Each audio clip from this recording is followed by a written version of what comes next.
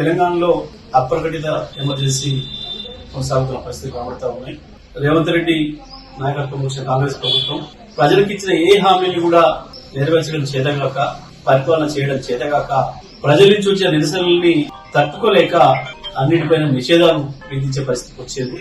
వాస్తవానికి ప్రజాస్వామ్యంలో ఎక్కడైనా ప్రజల తరఫున పనిచేయడం అనేది పార్టీల యొక్క హక్కు. మరి బీఆర్ఎస్ పార్టీ ఏ కార్యక్రమాలు తీసుకున్నా అడ్డుకోవడం అనేది ప్రభుత్వానికి అలవాటుగా మారింది. ప్రత్యేకించి కేటీఆర్ గారు ఇక్కడ ఏ కార్యక్రమానికి హాజరవుతుండన్నా, కేటీఆర్ గారు ఇక్కడి నుంచి అడుగు బయట పెడుతుండన్నా ఎందుకో రేవంత్ రెడ్డి ప్రభుత్వానికి అంత వణుకుడుతుంది. మరి ఇవాళ రైతులను ఏదైతే మోసం చేసిండో రేవంత్ రెడ్డి, దానికి నిరసనగా రాష్ట్ర వ్యాప్తంగా కూడా రైతులకు తిరుగుబాటు చేస్తున్నారు, నిరసన తెలియజేస్తున్నారు. బీఆర్ఎస్ పార్టీ నాయకత్వం వహించాలని కోరుకుంటున్నారు. ప్రత్యేకించి కేటీఆర్ గారు రావాలని చెప్పి కూడా అన్ని వర్గాల నుంచి విజ్ఞప్తులు వస్తున్నాయి.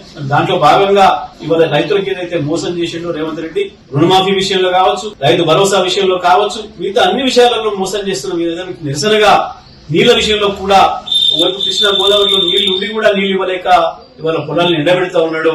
కాళేశ్వరం నుంచి బ్రహ్మాండంగా 1 కోటి ఎకరాల్లో నీళ్లు పారించుకునే అవకాశం ఉండి కూడా నీళ్లు ఇవ్వలేని స్థితిలో దుర్మార్గమైన ప్రభుత్వం ఉంది. మరి దీనికి వ్యతిరేకంగా నల్గొండ జిల్లా రైతాంగం పెద్ద ఎత్తున ఉద్యమానికి సిద్దమవుతున్నారు. వాళ్ళ నిరసన తెలియజేయడానికి ప్రజాస్వామికబద్దంగా బీఆర్ఎస్ పార్టీ కార్యవర్గ అధ్యక్షుడు కేటీఆర్ గారిని ఆహ్వానించి రేపు రైతు ధర్నా నిర్వహించుకోవడానికి అవకాశం ఉంటే అనుమతి అడిగితే పోలీసులు గతంలో ఒకసారి వాయిదా వేసుకోమని అడిగారు. వాళ్ళ కోరిక మేరకు వాయిదా వేసుకున్నాం.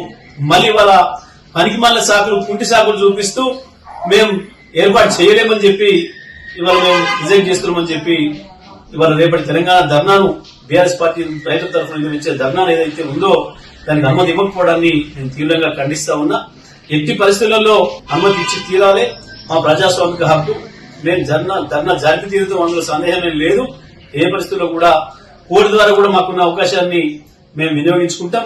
స్పష్టంగా మేము ఈ నెల 14వ తారీఖునే గతంలో పెట్టుకున్నాం. మేము వాస్తవాన్ని పెట్టుకున్నప్పటికీ కూడా జిల్లా పోలీసు యంత్రాంగం మమ్మల్ని రిక్వెస్ట్ చేశారు. ప్రత్యేకించి నాతో కూడా మాట్లాడి, సార్ ఇప్పుడు ట్రాఫిక్ ఇబ్బంది అవుతుంది, హైదరాబాద్ నుంచి అందరూ కూడా ఆంధ్ర వైపు తరలిపోతున్నారు కదా, దయచేసి మీరు ఇంకో సమయం తీసుకోండి, మేము అనుమతిస్తామని చెప్పి వాళ్ళు కోరిన పిలుపునే మేము ఈ నెల 21వ తారీఖు మేము వాయిదా పెట్టుకున్నాం. 19, 20లలో కూడా అట్నుంచి వచ్చే అవకాశం ఉందని మాకు తెలుసు.